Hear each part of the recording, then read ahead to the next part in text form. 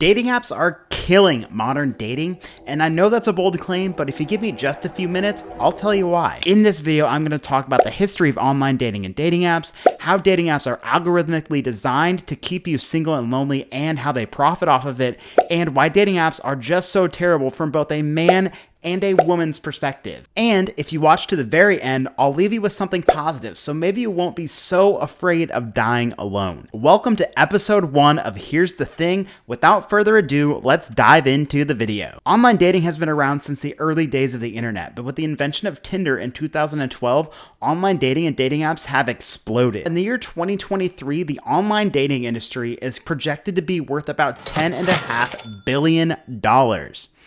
That's a lot of money. But how are these apps making this money, and how are they keeping you on the app? That's a perfect segue into our next section. How are these apps designed to keep you single and lonely, and how do they profit off of it? To understand how these apps are designed to keep you single and lonely, you first have to understand two things. First, how these apps make money, and second, their algorithms. These apps make money in two primary ways. First, through their premium subscriptions, and second, through ad revenue. Essentially, the longer you are on the app, the more money they make. Think about this logically for a second. If these apps, which are for-profit companies, are profiting off of you staying on the app, why would they want you to get into a relationship and then delete the app? The answer is simple. They don't. These apps are designed to use psychology hacks and algorithms to keep you hooked and keep you coming back. How many times have you or a friend deleted Tinder or Hinge and then re-downloaded it 2 weeks later because you were bored? I know I'm guilty of this. But Jeremy, how do the algorithms work? Keep watching and I'll tell you. Before I get into algorithms, let's think about the psychology hacks behind dating apps. Depending on where you're located, you have a seemingly unlimited amount of choices on these dating apps. And what happens in business when you have a high supply of anything? The value of that thing goes way down. The same thing is happening with these dating apps. Because on these dating apps you have an unlimited amount of choices, you devalue every person who's on the app, which has caused people to think, oh, if this date goes bad or if I don't like this person, that doesn't matter. I can just find another one almost instantly. And this has caused a whole slew of problems like people not caring, not trying on these dates, using people for validation, using people for free dates, and the list goes on and on and on. So now you understand how these apps are designed to keep you single, hooked, and lonely, and to profit off of this, it's time to talk about the algorithm. The best way to describe how these algorithms work is actually to compare it to chess. The most popular dating apps all use a type of machine learning to find you potential matches. And when there's machine learning, there's also data. Data on what you like, who you don't like, etc. And side note here, these apps are for-profit companies and data is very valuable. I'll let you do the math. But their primary use of your data is to help make matches.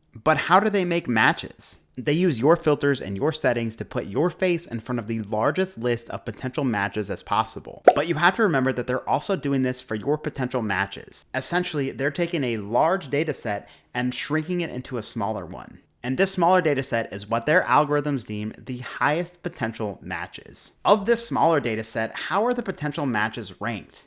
This is where the chess comes in. These apps use something called an ELO rating system to rank you. The ELO ranking system was invented for zero-sum games like chess and dating. In chess, when a player beats another player, they move up in rank. This same thing happens in dating apps when you match with somebody. When you match with somebody, you beat the other player. More matches equals more wins equals higher rank. Unfortunately, this system is flawed, but it's the best option they have. But it's very good at one thing, maximizing your potential matches. One of the main problems with this algorithm is there are so many new people downloading dating apps all the time. There's always new data. This typically results in the people at the top staying at the top and the people at the bottom, unfortunately, staying at the bottom. So the people who are getting lots of matches pretty much keep getting lots of matches, and the people not getting many matches don't have much chance to increase their rank. And there's only a very small percentage of people at the top. So the majority of people are hooked on the app,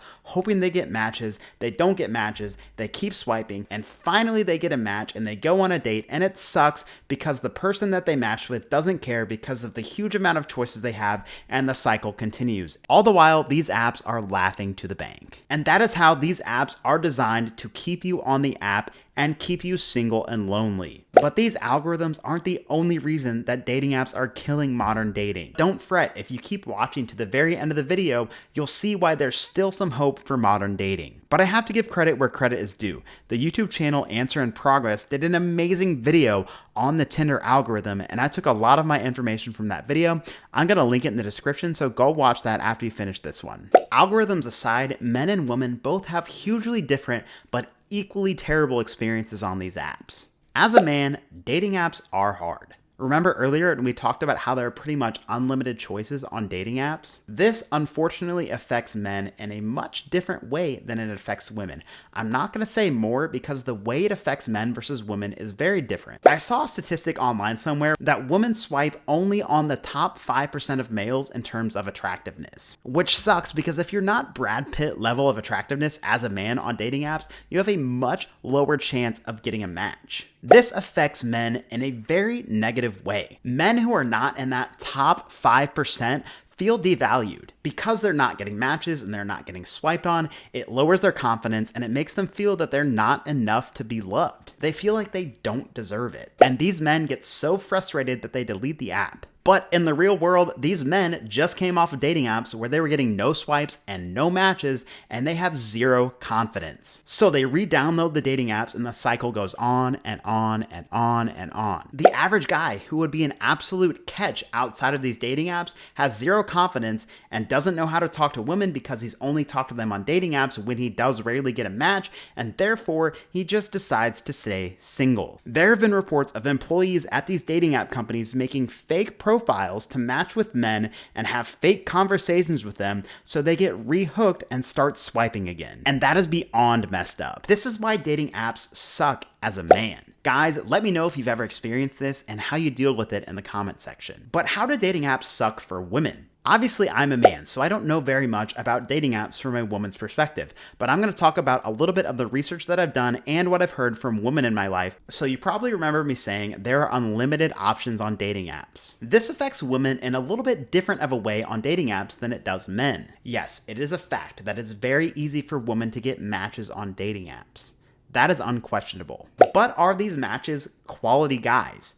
They don't know. And a lot of the times, the only way they can actually find out is by meeting these guys in person. And most of the time, they can't even get to that point because these guys are straight up creepy. They're doing things like sending unsolicited D-pics. They're doing things like only wanting to hook up. They're doing things like stalking their social media. Very weird people. And on the off chance that a girl does meet a guy on a dating app, they do hit it off, and they go out in public, there's not a 100% guarantee that they're compatible. And he might even be weird and was just able to hide it over the phone. And if I was a woman and this was happening to me, I would hate dating apps too. I promised, if you made it to the end of the video, I would leave you with something positive. So here we go.